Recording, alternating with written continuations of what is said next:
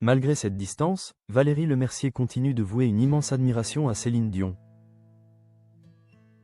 Le cinéma est parfois le théâtre de malentendus qui dépassent la fiction. Lorsque Valérie Lemercier dévoila Aline en novembre 2021.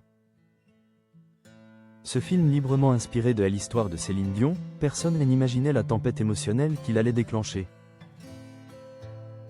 4 ans plus tard, l'actrice et réalisatrice a choisi l'émission 20h30 le dimanche, diffusée le 26 octobre 2025.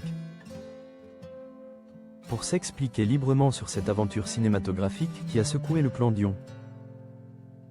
Les récentes révélations de Lemercier éclairent d'un jour nouveau cette relation complexe. Entre deux icônes francophones, marquées par l'admiration et l'incompréhension.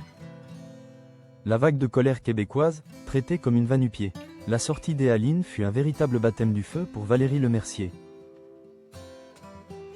Au Québec, Michel et Claudette Dion, frères et sœurs de la chanteuse, ont exprimé sans filtre leur profonde déception. Sur le talk show La Semaine des 4 juillet, ils ont qualifié le film de « dénigrant » pour leur famille. Michel Dion s'est indigné, déclarant que Céline avait été « traitée comme une va-nu-pieds » dans cette œuvre. Claudette, quant à elle, a pointé du doigt de nombreuses inexactitudes historiques qui ont particulièrement froissé les racines du clan. On passe pour une gang de bougons. Je m'excuse, mais à Charlemagne, on n'avait pas une cabane. Je ne reconnais pas la langue. Je ne reconnais pas ma famille. La sœur reprochait notamment au film de montrer Céline mangeant n'importe comment, et vivant dans une cabane au Canada, un portrait jugé trop caricatural.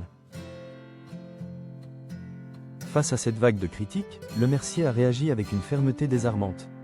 On ne peut pas faire plaisir à tout le monde. A-t-elle rétorqué dans la presse, martelant qu'elle avait prévenu le public. Ce n'est pas un documentaire, c'est une fiction. Elle a souligné l'ironie de la situation, rappelant que, il y a eu tellement de moqueries gratuites et méchantes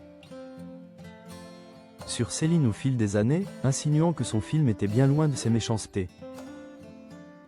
Lors de son passage sur France 2, Valérie Lemercier a livré des confidences inattendues, révélant la solitude de son admiration.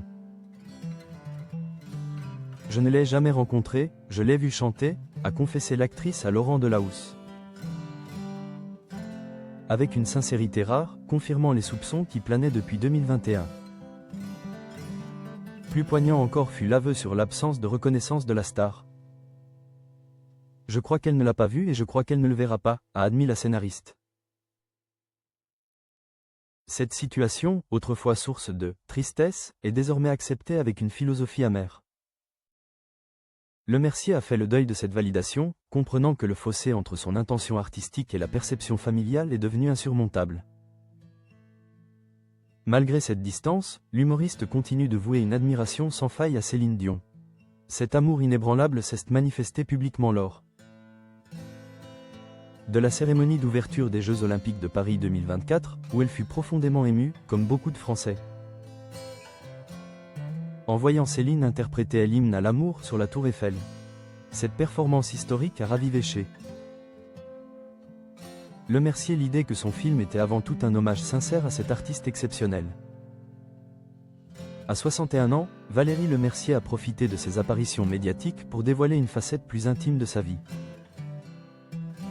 Dans l'émission Quelle époque, elle a évoqué l'arrivée inattendue de sa petite chatte, Carole, qui a transformé son quotidien de manière spectaculaire.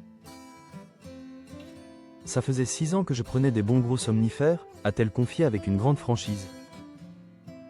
Depuis que Carole partage sa vie, l'actrice a complètement cessé de prendre ses médicaments qui l'accompagnaient depuis longtemps. L'effet bénéfique de cette présence féline sur sa santé mentale est indéniable. Ça m'a calmé, a-t-elle expliqué. La comédienne, qui a refait sa vie avec un homme plus jeune, trouve aujourd'hui son équilibre grâce à cette sérénité inattendue. Toutefois, cette paix retrouvée ne gomme pas les regrets concernant l'hommage manqué à Céline Dion. C'est comme ça et je comprends, a-t-elle conclu, une acceptation philosophique d'un rêve artistique qui restera inachevé.